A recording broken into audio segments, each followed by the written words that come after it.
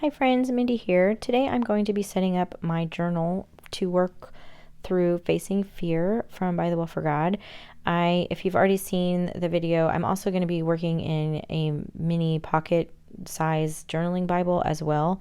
But I wanted to have a little journal to work with alongside that Bible. So what you've seen me do here, I have a little, this is a ranch dressing box.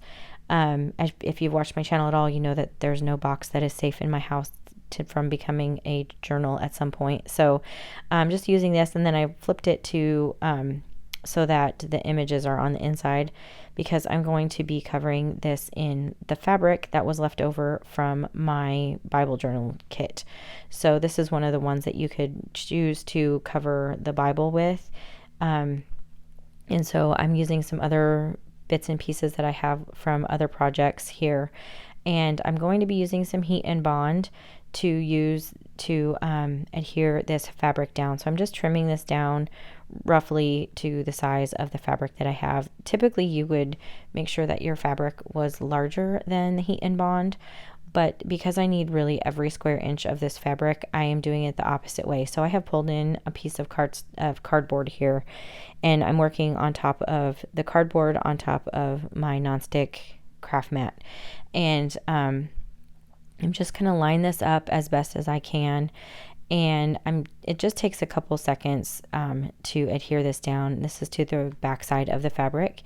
And again, I need every square inch of this fabric that I can get. And so you can see how the adhesive is kind of now on that cardboard, which is why I put that down. Like I said, typically you would do this so that this was the opposite way and you wouldn't have this problem. So as I'm pulling these off of the backer sheet, you can see there's some adhesive kind of off of the edge. So I'm just going to take my scissors and trim this down. It's really no big deal. It's just kind of an extra step, but I needed all of the fabric that I could get. So I am lining up this fabric piece first here, and I'm making sure that I have some so that it will wrap around to the inside cover.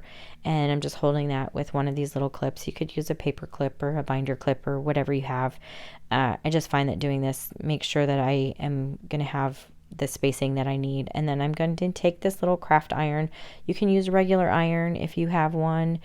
Just make sure that your setting is not with steam. So you want to make sure that it's a dry iron. And then I'm now going to work on the inside. So I just heated that up just for a couple seconds just to kind of hold everything in place on the front cover. And now I'm going to work on the inside, and I'm going to work on the top and the bottom pieces first. I'm just kind of holding them there for a second and then going over that with my iron. It really doesn't take very long, just a couple seconds. And everything is now adhered down. And so I did the top and then the bottom, and now I'm going to work along the side, just trimming that off so that it has a nice corner here. And then just gluing everything down. Again, it doesn't take long. And then I'm going to flip this back over, and I will actually work now and adhere down this part of the cover. And then I'm going to do that for the back side of this journal as well. And then I also added 2 little strips of some other fabric that was also from the Bible journaling kit. And then this piece was from a different kit altogether. So those 2 pieces actually coordinate with the Facing Fear devotional kit, and this was from a Tim Holtz fabric actually. And now I'm just making some little slits on here so that when I glue these down, I have a separate section for the spine. And then I'm going to go ahead and do the front side of this. So everything is now glued down, ironed down, and I have cut some pieces to cover on the inside. So I have this craft cardstock piece, and then these 2 pages that are from the devotional kit paper pack. And I'm using some double-sided adhesive for this. The version I'm using is from scrapbook.com, but if you have score tape, it's all basically the same thing. It's just a really heavy duty tape, and it's going to make sure everything stays stuck down really well. And this cardstock is pretty thick, this craft, which is why I used it here on the spine. I really wanted to add some stability there because I'm going to be sewing my signatures. So now I'm adding the cardstock from the devotional kit onto the inside covers, and I'm just covering it again with that scrapbook.com adhesive. It's a really strong adhesive, so it's going to make sure to stick down really well. And I'm kind of just pulling back the release paper just a fraction, and I'm creating like these two little handles that I can use to kind of line everything up where I want it. This adhesive is really, really strong, so once it sticks, it's not coming up. So this is a way that you can kind of line everything up without it sticking down kind of before you're ready, and then you can just slide the adhesive out. So I'm just doing that for the front and the back covers here. And then I have my bone folder, just burnishing everything down, making sure everything is good and stuck down. And now I'm going to create my signatures. So I have some paper, some different papers. I have some music paper, I have some craft paper, I have some green paper. Those are actually from Archer and Olive. And then I have some of the pattern paper from the devotional kit. And I'm going to make 2 signatures. So I've put these in the order kind of that I want them. And then I'm going to fold each one of these in half. And from here, I did that for both signatures, and then from here I need to kind of adjust the size, obviously. So I want to keep everything really organic in this journal, just kind of creating a really junk journal style journal. And so I'm taking this first paper and I'm kind of lining up the height of it. I don't want it to be sticking out of my cover. And so I'm just going to take this paper and I'm going to tear this just by hand, and then I'm going to do that for both the top and the bottom and along the side. Again, I want to keep everything really organic. And then this is going to be the piece that I kind of use as a template to know how to kind of tear the other pieces. So I'm just making sure that it's going to fit in my journal okay. And I'm just going to go page by page. This is the music paper. I'm going to do this by hand. At this point, I've pulled out my ruler just to kind of make this a little bit easier.